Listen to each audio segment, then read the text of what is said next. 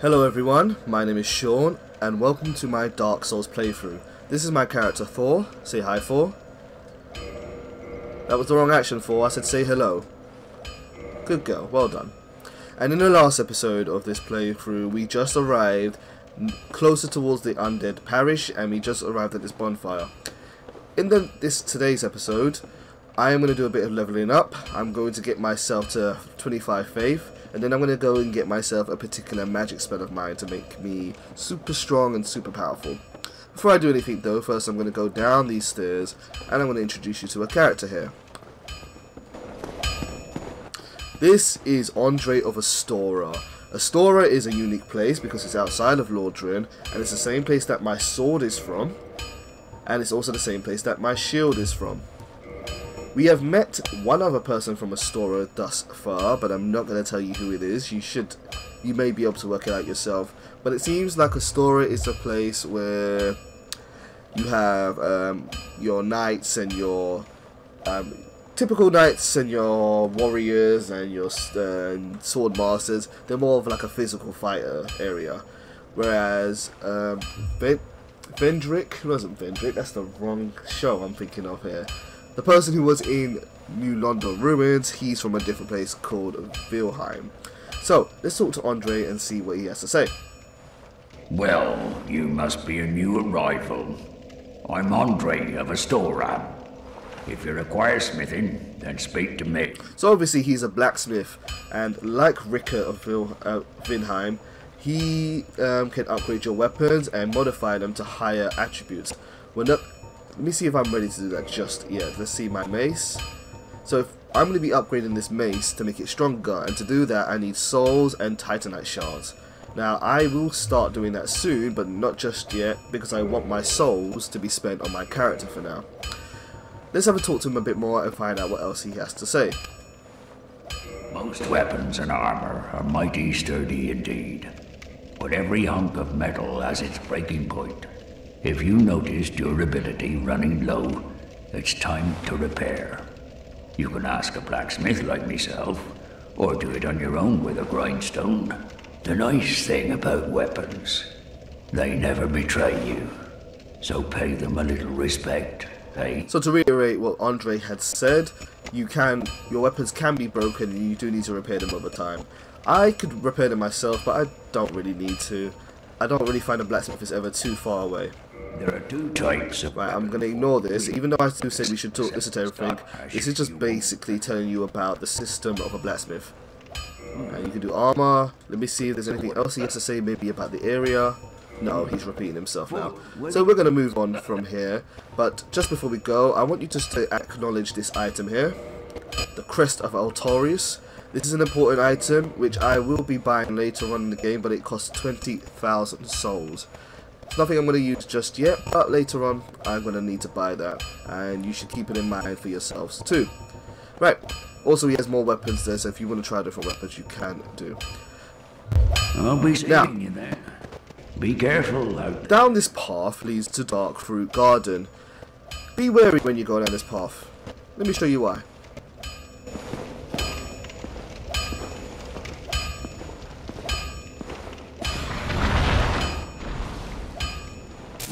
That is a Titanite demon. Titanite demons are good to kill if you're going to use a weapon which can be upgraded with demon Titanite, but I'm not going to be going down there just yet. Okay guys, sorry about the weird cut there. It seems that when I was recording this, that part of my voice started to jutter and started to get really weird, and my voice didn't actually record for this part, so I'm actually going to have to do a voiceover for this part, and hopefully it's not too bad. Hopefully it sounds okay still when I render this video. So you didn't really miss too much from where I cut the video. I just gained some more levels and now I have 25 faith, which allows you to join the Warrior of Sunlight Covenant. This covenant is fantastic because as soon as you join it, you can get the Miracle Lightning Spear for free. This miracle is absolutely fantastic. It's very strong, and I'm going to show you that in a second. Joining this covenant also lets you learn the gesture. Where is it? There it is. Praise the Sun. Praise the Sun is a very popular gesture amongst the community because it's the same gesture that Soler uses because he's everyone's favourite character. So I'm going to add it to my list here of gestures. And let's have a look at Praise the Sun. Praise the Sun. Wonderful. Okay, so now I'm going to go show off why I put in the effort to get this magic spell. Or miracle, I should call it. Magic is really what sorceries are in this game, whereas miracles are what I'm using here. But they're all pretty much the same thing, really. I will put on heal a little later on, but for now I'm just going to equip Lightning Spear until I get another attunement slot. So just here by comparison, have a look at the damage of my sword. It's 61 damage on a hit. Not great. I mean, it's okay, but it's not amazing. So rest up, let the enemies get back to their place. And now let's see how strong... he shot me through the bonfire. Now let's see how strong Lightning Spear is. $366. Practically 6 times the amount of my normal sword here with a Stora's straight sword. It's a huge increase in damage, especially for the early part of the game. This spell is I'm going to be using this spell all the way through to the end of the game. Excuse me.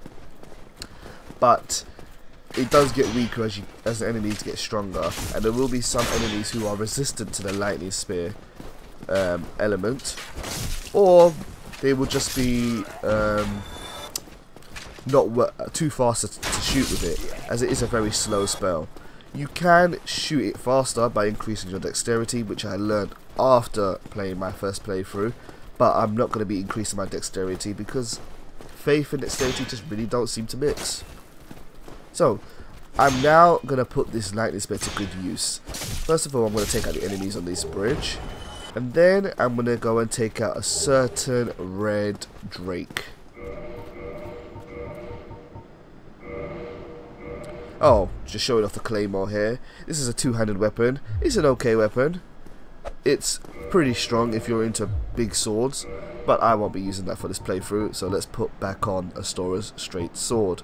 And don't worry, I haven't forgotten about the Drake sword. I will be getting the strength to be able to wield that next. So, when you run down here, a certain fellow comes back. There he is. The red drake is back, returned from his travels, and is ready to block the entrance to the Undead Parish again. But little does he know, I'm now equipped to be able to take him out for good. First, let's get rid of these enemies here. Come on, dude. I hate this enemy so much. He's always so slow. Look at him just shuffling on the step. Ah, he got me. Come on, girl. Come on, Thor.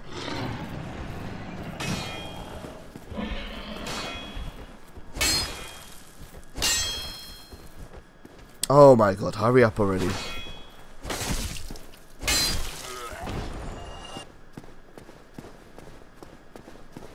A little bit of a side tangent here. I am recording this a little... I'm doing the voiceover audio for this a little later than I recorded this episode, but I just found out that Phil Brooks, aka CM Punk, is going to be working on the new Thor Marvel comic.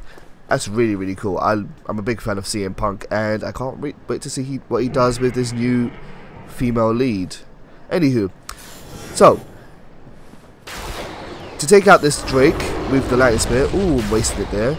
You need to use your crossbow, or your short bow, really, actually, not your crossbow, to aim the camera directly towards his wing, and then you want to use Lightning Spears just to shoot him, and it does about 10% of his health, maybe a bit more than that. So I think with about 8 shots you can kill him, and you just want to do it over and over again. There is one thing you do need to look out for though. The Drake can heal itself, and if he starts to close his wings and cover them over his face, he will start to regenerate health. If he does that when you are using this tactic, you may have to go back to a bonfire and respawn him and get back all your lightning spears, because you may not have enough to kill him. But just going to do this over and over again. In fact, he does way more than a tenth of his health. It's more like 20%. He's almost dead. And just let him come down. He can't see you. It's the last time. Nope. One more time and that should do it.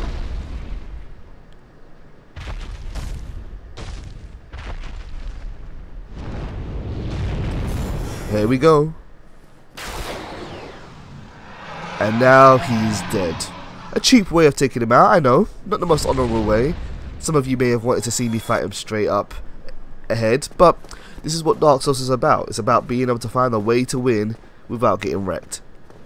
So, now by killing that Drake, this passage is open forever. You can come in. The skeleton warriors will respawn, but you can come in at any time and walk through casually now.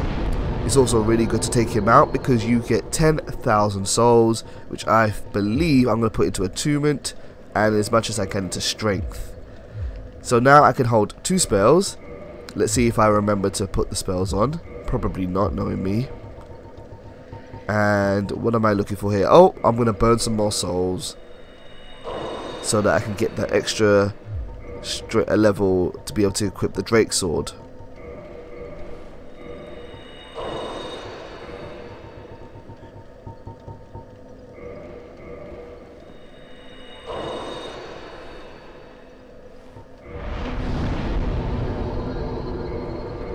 There we go.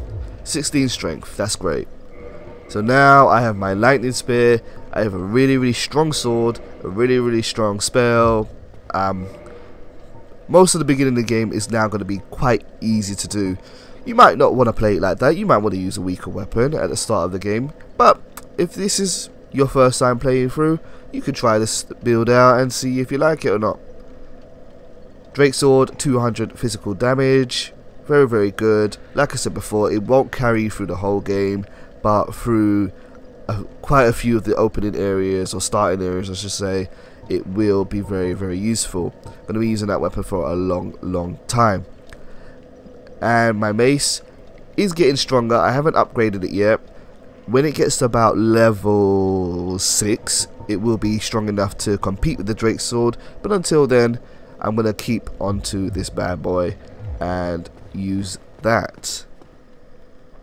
So what I'm going to do now that I have my new sword and my new spell, I'm now going to make my way and fight the first boss in this area, which resides in the Undead Parish itself.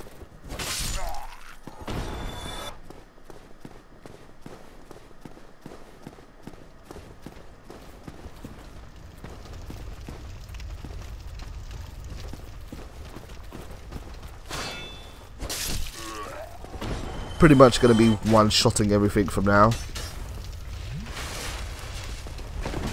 Well, not everything, but most of these enemies are going to die in one hit.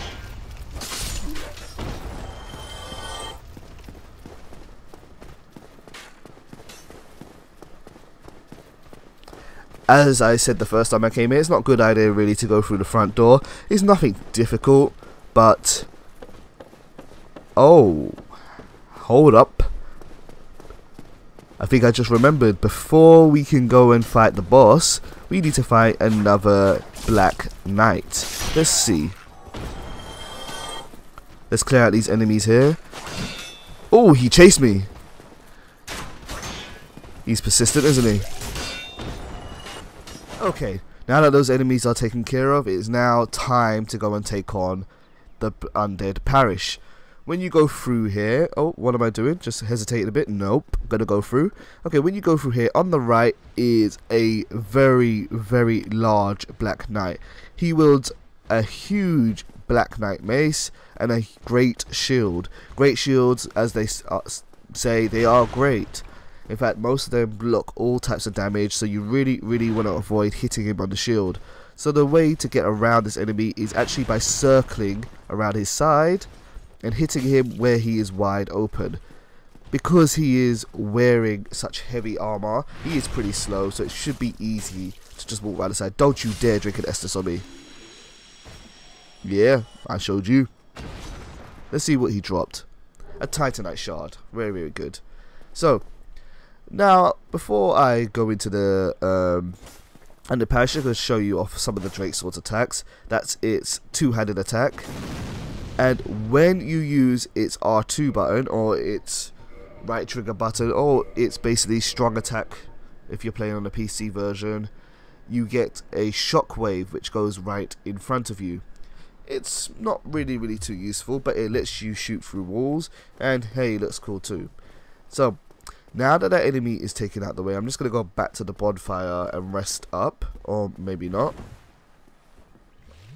Nope, not even going to bother. Just going to keep on going.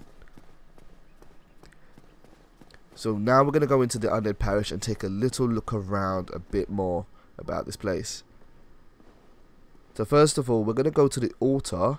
Can you? Ooh, look at that person in the top there. Let's have a look at the binoculars.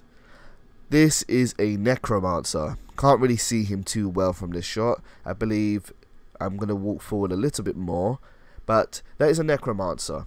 The necromancers are frustrating, as you may come to find when you play this game yourself, because they can do a little funny dance and they will bring the enemies around them back to life to attack you.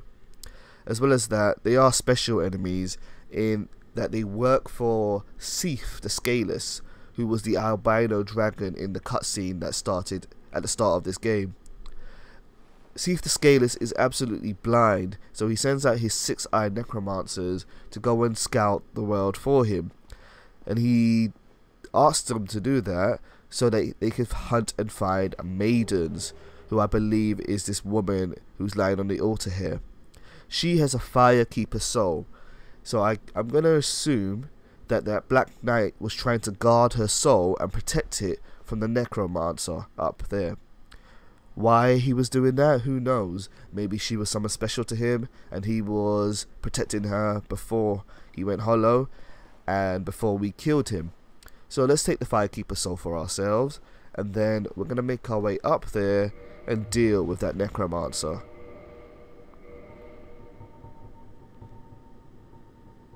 What am I doing now? Going for my weapons. Oh, I know what I'm going to do. We're going to take him out right now. So using the same strategy I used to get to beat the red drake, I'm going to aim with my short bow. It's a really good strategy actually for shooting things from afar, because it's hard to shoot with your miracle spear from a third person perspective, because it's hard to find where the center of the camera is. But if you use a weapon with an aim cursor like the short bow, it makes targeting a lot easier. I've heard that a strategy that some people do is that they will put a piece of paper or something on their screens to mark at the center of their screen, so it will help with shooting. But I'm just going to use the short bow. It's more easier that way, for me at least. He won't come back to life, so once you kill him, he stays dead. But what you may have noticed up there is that there are some hollows waiting to fight you. Now if you were to go up the stairs to the right there and to fight that necromancer head on, you would have had to fight all the hollows at the same time, and it can be a little bit difficult because there are a lot of enemies in that room. Anywho, now that we've gone down this elevator, let's see where it takes us. Recognize where we are? That's right. We have come back to Firelink Shrine, and a shortcut has now been opened to this bonfire. So from now on, if you ever want to go to Undead Parish, or if I ever want to go to Undead Parish I should say, you could just go through the elevator. So what I'm going to do here is I'm going to sit down at the bonfire and rest up before going back to the Undead Parish to fight the first boss. Haven't got enough souls to level up, so I'm going to burn a couple more. And yeah, that will do it for this episode today. So guys, thank you very much as always for tuning into the Arnolds play and checking out our playthroughs. Thank you to all those who've subscribed. We really appreciate the support, and really love having any feedback anyone wants to give us. So please, if you have any feedback or any ideas, if you hate my voiceover work, I don't care, just leave us a comment or a dislike or a like, whatever you guys want to do. And hopefully you'll tune in next time for my next episode of the Dark Souls playthrough. Much love, take care.